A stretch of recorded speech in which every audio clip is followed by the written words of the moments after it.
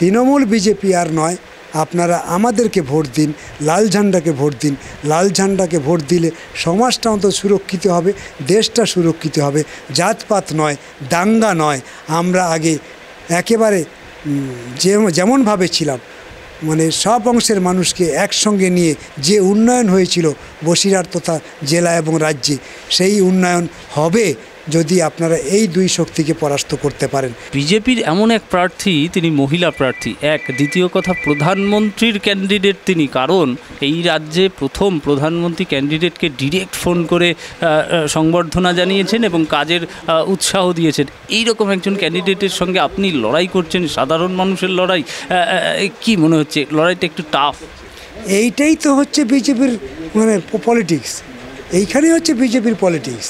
কারণ বিজেপি ভালো করে জানে যে সন্দেশখালিতে তারা এই ঘটনাটাকে কেন্দ্র করেই গোটা রাজ্যে একটা মাইলস্টোন নিতে চায়। বিজেপি খুব ভালো করেই জানে বসিরহাটের মতন কেন্দ্রে বিজেপির পক্ষে জিতে বেরিয়ে আসা সম্ভব না। কারণ সন্দেশখালিতে 47% হচ্ছে মাইনরিটি কমিউনিটির ভোটার।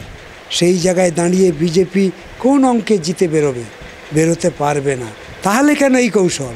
এটাই হচ্ছে কৌশল। আর এটাই হচ্ছে নরেন্দ্র মোদীর ফোন, যে নরেন্দ্র মোদীকে দিয়ে ফোন করানো হলো এই প্রার্থীকে, মহিলা প্রার্থী 1, 2 হচ্ছে নরেন্দ্র মোদী ফোন করলো।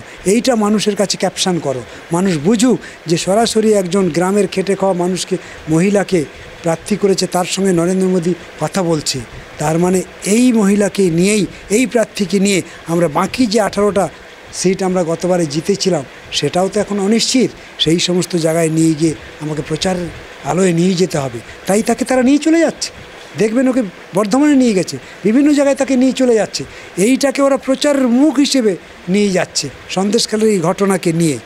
আমার কাছে নীতিগতভাবে আপত্তি হচ্ছে এটাই, একজন মহিলা সে যখন তার ইজ্জত রক্ষা করার জন্যে সব অংশের মানুষের সঙ্গে যুক্ত হয়ে আন্দোলন করলো, সেই মহিলার আন্দোলনকে তুমি এইভাবে নষ্ট করে দিয়ে তুমি রাজনৈতিক মেরুকরণে রাজনীতি করার জন্যে তুমি অন্য জায়গায় তুমি ফোকাস করছো।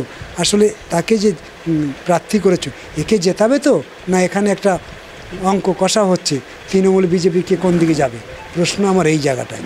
দ্বিতীয় প্রশ্ন হচ্ছে, আমি এই প্রার্থী নিয়ে আমি কোনো প্রশ্ন করতে চাই না, এ নিয়ে আমার কোনো আলাদা কোনো কোশ্চেন নেই। একজন সাধারণ খেটে খাওয়া বধূ, দিন আনে দিন খায়, না খাটলে খাওয়া হয় না।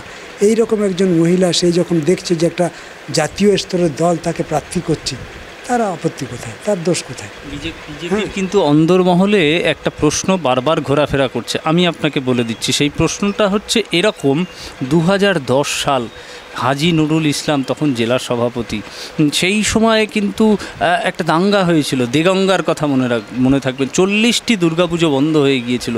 সেই দায়ও কিন্তু বুদ্ধদেবের সরকারের উপর বিজেপি চাপিয়ে দিচ্ছে। আপনারা দেখবেন যে দেগঙ্গার কথা যেমন বলেন, বসিরহাটেও কিন্তু সেরকম ঘটনা ঘটেছিল। আসলে এই সব বিষয়ে আমি আপনাদেরকে একটা পরিষ্কার কথা বলি, আমি আগেও বলেছি, সেটা হচ্ছে বসিরহাট লোকসভাটা হচ্ছে এমন একটা লোকসভা যার 4টে বিধানসভা কেন্দ্র এখন সুন্দরবনের গায়ে, হাড়োয়া, মিনাখা, সন্দেশখালী, হিঙ্গলগঞ্জ, একেবারে সন্দেশখালী লাগোয়া। এই এলাকার মানুষের জীবন জীবিকা অন্য জায়গার তুলনায় একটু আলাদা। গরিব মানুষ অংশের বাস, তফসিলি জাতি উপজাতি অংশের মানুষের বাস, অভাব অনটন, ফিশারি, নদী নালা দিয়ে ঘেরা, এইরকম একটা অংশের মানুষ। আর একটা অংশ আছে বাদুড়িয়া, সেখানে চাষপ্রবণ এলাকা, বসিরহাট চাষপ্রবণ এলাকা, আর 3টে শহর অঞ্চল আছে। এই যে সব মিলিয়ে এই এলাকার মানুষের মানে রাজনৈতিক ভাবনা যদি আপনি দেখেন, তাহলে দেখবেন কিন্তু এরা বেশিরভাগই মানুষ হচ্ছে বাম মনোভাবাপন্ন। কারণ 2011 সালে আপনি তাকিয়ে দেখুন, গোটা রাজ্যে লাল ঝান্ডা নেই, একেবারে শেষ, তৃণমূল ক্ষমতা দখল করে নিল। কিন্তু বসিরহাট লোকসভা থেকে 4টে বামপন্থী বিধায়ককে জিতিয়ে তারা কিন্তু বিধানসভায় পাঠালো। উল্লেখযোগ্য ঘটনা এটা, এগুলোকে ফেলে দেওয়ার মতো নয়। কিন্তু তার মানে এত কিছু চক্রান্ত, এত আলোচনা, এত আক্রমণের মধ্যেও কিন্তু বসিরহাটের ভোটাররা কিন্তু ঠিক বামপন্থীদেরকে জেতালো। সেই জন্য এবারও দেখবেন এই যে তৃণমূল এবং বিজেপি এরা যা করছে এই সময়কালের মধ্যে এরা কিন্তু সব দেখছে, বসিরহাটের মানুষ দেখেছে সন্দেশখালীর ঘটনা, বসিরহাটের মানুষ দেখেছে সন্দেশখালীর অত্যাচার, সন্দেশখালীর তৎকালীন বিধায়ক কীভাবে তুলে ধরেছে ঘটনাগুলোকে একের পর একবার সারিবদ্ধভাবে বিধানসভাতে, তার কোনো সুরা হয়নি। কিন্তু তারা ওই সময়ের পর থেকে শাহজাহানের মতন এক একটা কোণে কোণে শাহজাহান গড়ে তুলেছে। ক্ষমতায় আসার পর সরবেরিয়াতে শাহজাহান, খুলনাতে শাহজাহান, কড়াকাটিতে শাহজাহান, কালীনগরে শাহজাহান, নেজাটে শাহজাহান, বিভিন্ন জায়গাতে কিন্তু তাদের শাহজাহান আছে। এক শাহজাহান জেলে গেছে মানে সব শেষ নয়, বিভিন্ন কর্নারে এটা করেছে। কি করে করলো? মমতা ব্যানার্জি যখন বলল যে পঞ্চায়েতের যা টাকা পয়সা যাচ্ছে, যা উন্নয়ন হচ্ছে হোক, কিন্তু এখানে তোমাদের লুটে খাওয়ার একটা জায়গা, তবে একা খেও না, কিছু টাকা তোমরা কালীঘাটে পাঠিয়ে, এই যে কথাটা বললো, এই কথা বলার পর শাহজাহানের বুক ফুলে চওড়া হয়ে গেল। সেই শাহজাহানরা তারপরের থেকে আস্তে আস্তে করে গড়ে উঠল বিভিন্ন রাজনৈতিক মহলে বলে শাহজাহান সিপিএমের আমলে সিপিএমের লোক ছিল, তৃণমূলের আমলে তৃণমূলের। এভাবেই আপনারা মিলিয়ে নেবেন। আমি তো বলেছি সব জায়গাতে, সব মিডিয়াতে বলেছি যে সিপিএমে একটা পার্টি মেম্বার হতে গেলে তার যা প্রক্রিয়া আছে, তার যা পদ্ধতি আছে, সেই জায়গার ধারে কাছে ওদের মতন লোক যেতে পারবে না। একটা এজি, তারপরে সিএম কাজ করা, তারপরে পার্টি মেম্বারশিপ আসা, এ বহুত কষ্টের ব্যাপার। এত ত্যাগ স্বীকার করার মতন ক্ষমতা ওদের নেই। কিন্তু তবুও আপনাদেরকে বলে রাখি, আমরা তো নির্বাচনের সময় আমাদের এইসব বিধি কিছুটা টপকে গিয়ে এগিয়ে থাকা লোকদেরকে আমরা নির্বাচন কমিটিতে নিয়ে আসি। তাতেও আপনারা দেখবেন 2008-এর পরে পিছিয়ে যান, যখন সিপিএম ছিল। এরকম নির্বাচন কমিটিতে, বুথ কমিটিতে কোনো একটা জায়গাতে শাহজাহানকে রাখা হয়েছে কি না? কোনো জায়গাতে খুঁজে পাবেন না। অর্থাৎ সিপিএম কিন্তু শাহজাহানকে কোনো সময় তার পার্টির লোক বলে, পার্টির কর্মী বলে কোনো সময় তাকে জায়গা দেয়নি। অর্থাৎ এখন তৃণমূল তার দায় এড়িয়ে যাওয়ার জন্য কিছুটা সিপিএমকে একটু কালি লাগানোর চেষ্টা করছে। যখন বুদ্ধদেব ভট্টাচার্যের মতন সাধারণ ওই বিরাট বড় নেতা তাদের সাদা কাপড়ে যখন দাগ লাগাতে পারে না, এমনকি সিপিএমের কোনো নেতা কর্মীর উপর যখন দাগ লাগাতে পারে না, তখন তাদেরই প্রোডাকশান শেখ শাহজাহান, দুর্দণ্ড প্রথম নেতা, তারা যখন অ্যারেস্ট হয় তখন কিছুটা হলেও সিপিএমকে টানার চেষ্টা করে। এভাবেই কিন্তু ওরা টানার চেষ্টা করছে। সেই জন্যই সব ঘটনা বসিরহাটের মানুষ দেখেছে। আমি বলছি, এই সব ঘটনা দেখার পর এবার কিন্তু ভোটাররা বিজেপি, তৃণমূল কাউকে কিন্তু পছন্দ করবে না। আপনার ইতিমধ্যে খুলে দেখুন, কান পেতে দেখুন, দেখবেন যে মানুষ কিন্তু লাল ঝান্ডার দিকে যাচ্ছে। সবচেয়ে বড় পাওনা আমাদের হচ্ছে গরিবদের লাল ঝান্ডা মিছিলটা লম্বা হচ্ছে। এইটা আমাদের বহুদিন ছিল না। গরিব গ্রামীণ সর্বহারা ক্ষেতমজুররা আমাদের থেকে কিছুটা দূরে ছিল, এখন কিন্তু তারা একদম কাছে আছে। এই বসে আছে নেতারা এখানে ওই গরিব সর্বহারাদের বাড়িতে যাওয়ার জন্য। ওরা ফোন করে ওদেরকে বলেছে যে তোমরা আজকে এসো, প্রার্থী নাকি এসেছে, আমাদের বাড়িতে নিয়ে এসো, আমরা একটু গল্প করতে চাই। এই যে গরিবদের একটা উন্মাদনা তৈরি হয়েছে গোটা রাজ্য জুড়ে। দেখবেন গোটা রাজ্যে নিরাপদ সর্দারকে অ্যারেস্টেড করা হয়নি, ও সবে থানায় বসে আছে। তখন উত্তরবঙ্গে বিভিন্ন জায়গাতে মিছিল। সেলিম তো পরে ঘোষণা করার পর দেখেছেন গোটা রাজ্য জুড়ে কিভাবে মিছিল হয়েছে। ফলে গোটা রাজ্যে গরিবদের ভিড় বাড়ছে লাল ঝান্ডায়। সেই জন্য আমি বলছি, এবারও কিন্তু বসিরহাটে লাল ঝান্ডাই কিন্তু মানুষ আবার শক্ত করে ধরার চেষ্টা করছে। অনেকগুলো দিন কেটে গেল। আমি একটু সংক্ষিপ্ত আকারে জেনে নেব যে এই যে বসিরহাট লোকসভা কেন্দ্রের প্রার্থী হয়েছেন আপনি, দীর্ঘদিনের এখানকার মাটি আপনার চেনা, এই বসিরহাট লোকসভা কেন্দ্রে আর কি দরকার? আমি যদি সন্দেশখালী, যে জায়গাগুলো আপনি আদিবাসী প্রবণ বললেন, প্রান্তিক অঞ্চলের মানুষের কথা বললেন, সেই জায়গাগুলোতে কীভাবে আরও ডেভেলপ করা যায়, এর কোনো রূপরেখা কি আপনি তৈরি করেছেন? আমাদের তো ভাবনা একদম পরিষ্কার ছিল। কারণ আপনি দেখবেন যে 11 সাল পর্যন্ত লোকজন সব স্কুল করার জন্য ছুটতো। সবাই বলতো স্কুল করো যাতে গ্রামের ছেলেমেয়েরা পড়াশুনো থেকে বাদ না যায়। কিন্তু আজকে দেখতে পাচ্ছি গ্রামের ছেলের এই ড্রপ আউটের সংখ্যা সবচেয়ে বেশি। এই এলাকাগুলোতে প্রাইমারি স্কুল বন্ধ হয়ে যাচ্ছে, হাই স্কুলগুলোতে শিক্ষক নেই। কি করুণ দশা ভাবতে পারবেন না। আমরা এই সমস্ত জায়গাতে টপ প্রায়োরিটি দেব, কারণ শিক্ষা ছাড়া সমাজটা পাল্টানো যায় না। শিক্ষাই একমাত্র সমাজটাকে পাল্টাতে পারে। সেই জন্য গ্রামের গরিবরাও যাতে যে শিক্ষা পেয়েছিল সেই জায়গায় যাতে আসতে পারে, সেটাকে আমরা অগ্রাধিকার দেব। 1, 2 হচ্ছে মা বোনেরা মাথা উঁচু করে বাঁচার স্বপ্ন দেখেনি, বাঁচছিল বামফ্রন্টের সময়। স্বনির্ভর দলের মধ্য দিয়ে প্রত্যেকটা পরিবারে মা বোনেরা আলাদা করে রোজগার করার জায়গা পেয়েছিল। আজকে সেই জায়গা কেড়ে নিল। এই যে লক্ষ্মী ভাণ্ডার, লক্ষ্মী ভাণ্ডারের নামে তো মা বোনেদেরকে অপদস্থ করা হচ্ছে, অপমান করা হচ্ছে। মায়েরদের নিজেদের অধিকার নেই, লক্ষ্মী ভাণ্ডার পায় বলে ভোট দিতে পারে না, লক্ষ্মী ভাণ্ডার পায় বলে যখন খুশি তখন তাদেরকে মিটিংয়ে ডাকে, অফিসে ডাকে। এই রকম অপদস্থ কখনো হয়নি। আমরা এই সবগুলোকে দূর করে দেবো, এইগুলো একটাও ধারে কাছে থাকবে না। মানুষ মাথা উঁচু করে বাঁচবে, গরিব হলেও মনে করবে যে হ্যাঁ আমি আমার মতন করে বাঁচতে পারছি।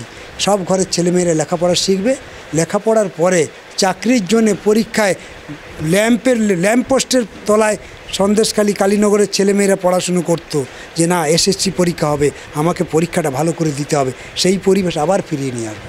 আমরা এইগুলোকে সবচেয়ে বেশি গুরুত্ব দিচ্ছি। গরিব মানুষ যারা জমি হারিয়েছে তারা জমি পাবে। কৃষক আত্মহত্যার লাইন আর দেবে না। কৃষকের পাশে লাল ঝান্ডা আগেও ছিল, এবার জেতার পরে আমরা যদি এই লোকসভাতে জিতি, আমরা কৃষকের জন্যে আমরা আগে ভাববো। কৃষকের পরিবারের ছেলেমেয়েরা আর যাতে পরিযায়ী শ্রমিকের খাতায় নাম না লেখায় সেটা আমরা অগ্রাধিকার দেব আগে। কৃষকের কী কষ্ট, 20-25 বিঘা জমি চাষ করার পরেও ছেলেকে বিয়ে পাস করাতে পারে না। ছেলেটা দাঁড়িয়ে দাঁড়িয়ে দেখে বাবার গলার সামনে ধান বিক্রি হয়ে যাচ্ছে খামার থেকে, সেই ধানের টাকা যখন মালিক মেটাচ্ছে, ছেলেটা দাঁড়িয়ে দাঁড়িয়ে দেখছে সব টাকা নেওয়ার পরেও বাবার যা ঋণ ছিল সেই ঋণের টাকাও শোধ হলো না। ছেলেটা বাবার কাছে আর পরীক্ষা ফিজের টাকা চাইলো না, চলে গেল ভিন রাজ্যে ভোরবেলা অন্য বন্ধুর হাত ধরে কাজ করতে। জানেন এই কষ্ট নিয়ে বেঁচে আছে বসিরহাটের কৃষকরা, কৃষক পরিবারের সন্তানেরা। ইচ্ছে থাকা সত্ত্বেও ছেলে মেয়েদেরকে গ্র্যাজুয়েশন করতে পারছে না, ইঞ্জিনিয়ার পড়াতে পারছে না, ডাক্তার পড়াতে পারছে না। একটা পরিবর্তন চাই, সেটা হচ্ছে নীতির পরিবর্তন। নীতির পরিবর্তন না হলে সমাজটাকে পাল্টানো যাবে না। বিজেপি যেভাবে এগোচ্ছে তাতে পাল্টানো যাবে না। তাতে আদিবাসীদের বিপদ, কৃষকের বিপদ, ছাত্র যুবদের বিপদ, দেশের বিপদ, দেশের মানুষের বিপদ। দেশটাই যদি না থাকে, দেশের মানুষই যদি না থাকবে, তাহলে আমরা কাদেরকে নিয়ে সমাজ পাল্টানোর স্বপ্ন দেখব? বিজেপি সেই দিকেই তো যাচ্ছে। একদম আজকে সকালবেলায় একটু জেনে নেব, শেখ শাহজাহান বলেছেন সিবিআই তদন্ত ভালো, একদম সংবাদ মাধ্যমের মুখোমুখি হয়েছিলেন। হ্যাঁ, তিনি গাড়িতে এফিজেন ভ্যানে ওঠার সময় ওনাকে জিজ্ঞাসা করা হয়েছিল সিবিআই তদন্ত একদম কোর্টের নির্দেশে হচ্ছে, আপনার মতামত কি? বলছে হচ্ছে, হোক, ভালো। এখন শেখ শাহজাহানের দেয়ালে পিঠ থেকে গেছে, এখন আর তো বেরোতে পারবে না। একটার পর একটা অনেক কাটাছাড়া হবে ওকে নিয়ে, কারণ বহু তথ্য বেরোচ্ছে, যত দিন যাচ্ছে তত তথ্য চাইছেন। উনি কিন্তু একটা সময় লুকিয়েছিলেন বা আড়ালে ছিলেন, এখন উনি নিজেই চাইছেন যে সিবিআই তদন্ত হোক। আসলে ওনার চাওয়া না চাওয়ানোর উপরে তো সিবিআই তদন্ত হচ্ছে না। সিবিআই তদন্ত হচ্ছে কোর্টের নির্দেশে। কোর্টের নির্দেশে যখন সিবিআই তদন্তের নির্দেশ দেয়া হলো, কোর্ট যখন নির্দেশ দিল, তখন তৃণমূলের নেতারাও বলছে দেখবেন, হ্যাঁ ওদের মন্ত্রীরাও বলেছে, নেতারাও বলেছে যে হ্যাঁ তদন্ত হোক, এটা ভালো। আরে এটা তো ভালো তো বটেই, কারণ এটা কেন করতে হলো? কারণ সন্দেশখালীর মা বোনেরা দরখাস্ত জমা দিতে পারে না, গরিবদের পাট্টা জমি চলে যাচ্ছে, দরখাস্ত জমা দিতে পারে না, থানায় গেলে তাদের অভিযোগ নেওয়া হয় না, অভিযোগ খতিয়ে দেখা হয় না, তৃণমূলের নেতারা যা বলে তাই হয়। এই তো এখনও শুধু ইডিকে মেরেছে তা নয়, গত পরশুদিন খুলনাতে পুলিশকে ধরে পেটিয়েছে, রাত্রে পুলিশ ঘুমিয়ে আছে, সেখানে কারা গিয়ে পিটিয়েছে, মাথা ফাটিয়ে দিয়েছে। পুলিশ 3 জনকে অ্যারেস্ট করেছিল, তারপরে ছেড়ে দিয়েছে। কি অবস্থা দেখুন, তারপরে পুলিশ বলতে পারছে না কারা করেছে। তাহলে এখানে কি আর কিছু আছে? প্রশাসন বলে আর কিছু আছে? তাহলে এই রকম প্রেক্ষাপটে দাঁড়িয়ে এই যে সিবিআই তদন্ত, এটা অন্তত সন্দেশখালীর মানুষের ক্ষেত্রে তো খুবই ভালো। ফলে এই জায়গায় দাঁড়িয়ে ওরা না বলবে কি করে? পরিস্থিতি তো বাধ্য করাচ্ছে ওদেরকে হ্যাঁ বলাতে। একদম তাই। ছোট্ট করে এক বাক্যে আপনি একটু আমাদেরকে বলুন যে সন্দেশখালীর মানুষকে এবং গোটা বসিরহাট লোকসভার মানুষকে আপনি ঠিক কী বলতে চাইছেন? আমি গোটা বসিরহাট লোকসভার মানুষকে, ভোটারদেরকে আমি বলতে চাই যে এবার গোটা দেশের লড়াইতে বামপন্থীদের সবচেয়ে গুরুত্বপূর্ণ ভূমিকা। সীতারাম ইয়েচুরি বিজেপি বিরোধী সব শক্তিকে ঐক্যবদ্ধ করার জন্য যে পরিশ্রম দিয়ে যে সময় দিয়েছে, তা এরপরে যে ইতিহাস হবে তাতে স্বর্ণাক্ষরে লেখা থাকবে সীতারাম ইয়েচুরির নাম। দেশটাকে রক্ষা করার জন্য করেছে, সিপিএমকে না, দেশটাকে রক্ষা করার জন্যে করেছে। দেশের সার্বভৌমত্ব, দেশের সংবিধান, দেশের মানুষকে রক্ষা করার জন্য করেছে। আমাদের রাজ্যেও আমাদের বামফ্রন্ট সেই কাজ করেছে। কংগ্রেস, আইএসএফ সহ বামফ্রন্টকে নিয়ে ঐক্যবদ্ধ আন্দোলন করার জন্যে শেষ দিন পর্যন্ত চেষ্টা করেছে, যদিও শেষ রক্ষা হয়নি, আইএসএফ সবটা মেনে নেয়নি। আমি এখনও বলতে চাই, আইএসএফের ভোটাররা তো আমাদের মানুষ, তো ওরা, তাহলে আমরা যখন এত বড় লড়াইতে যাচ্ছি, একটা ঐতিহাসিক লড়াই হচ্ছে, এবার দেশ রক্ষিত হবে কি হবে না, সেই রকম জায়গায় দাঁড়িয়ে ওরা যদি আমাদের সঙ্গে থাকতো, তাহলে অন্তত একটা লড়াইয়ের শরিক হতে পারতো আইএসএফ, যে যখন দেশটা রক্ষা করার জন্য লড়ছিল বিরোধীরা, তখন আমরা সঙ্গে ছিলাম। সেই সুযোগটা ওদের হাতছাড়া হয়েছে। আমি বলতে চাই আমাদের ভোটারদেরকে যে তোমরা তৃণমূল বিজেপি আর নয়, আপনারা আমাদেরকে ভোট দিন, লাল ঝান্ডাকে ভোট দিন।